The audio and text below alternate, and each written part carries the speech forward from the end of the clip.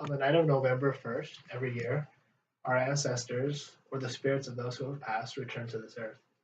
They come back to not only visit their family members, but they come back to partake of their favorite foods, to enjoy their favorite activities, to be surrounded by loved ones, to visit familiar places, and to see familiar faces. At least that's what the Mexican people believe. They believe this day to be called Dia de los Muertos, or as we would know it, Day of the Dead. I was able to see Day of the Dead firsthand. I served a mission, an LDS mission in Mexico, and so I was able to see it 2 years in a row, to be able to see how the Mexican people took part in Day of the Dead and why it was so important to them.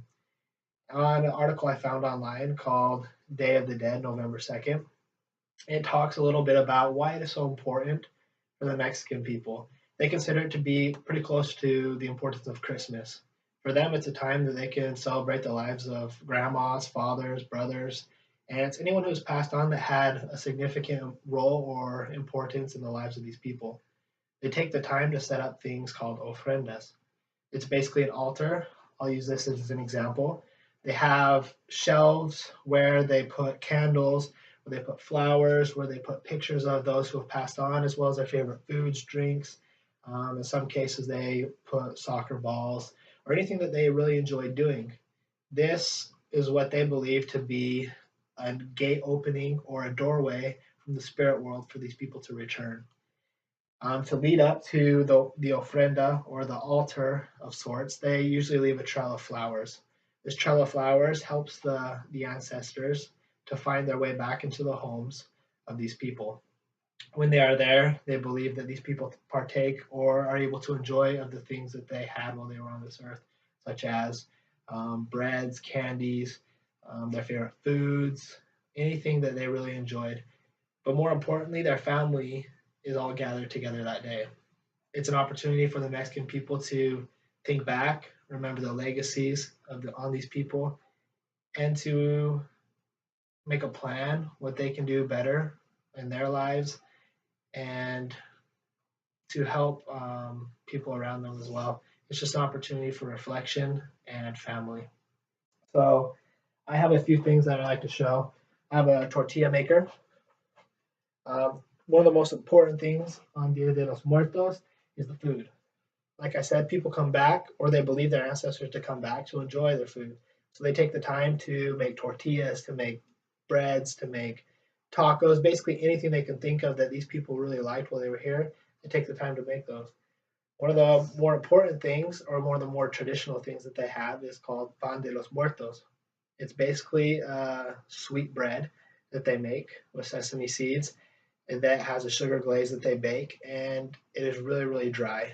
If anyone has ever eaten it, it is really, really dry. So they usually eat it with milk or hot chocolate or a coffee, and that way they're able to eat it. But it's a tradition. Like I said, it's a day of remembrance. It's a day that people come together, that they are able to enjoy the company of one another, but participate in tradition more importantly.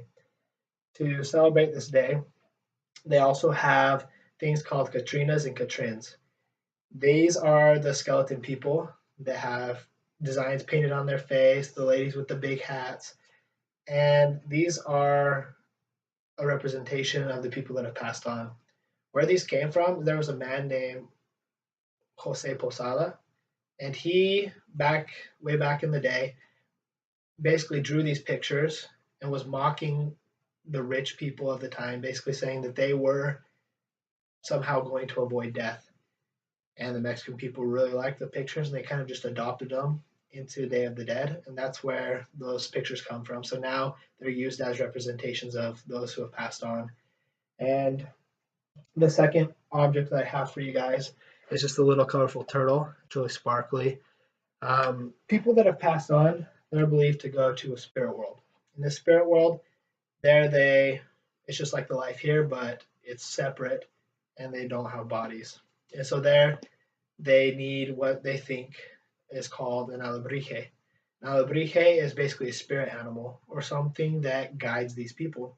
So if anyone's ever been to Mexico or has seen the movie Coco, the new Disney movie that came out, there are these colorful animals that follow these people around.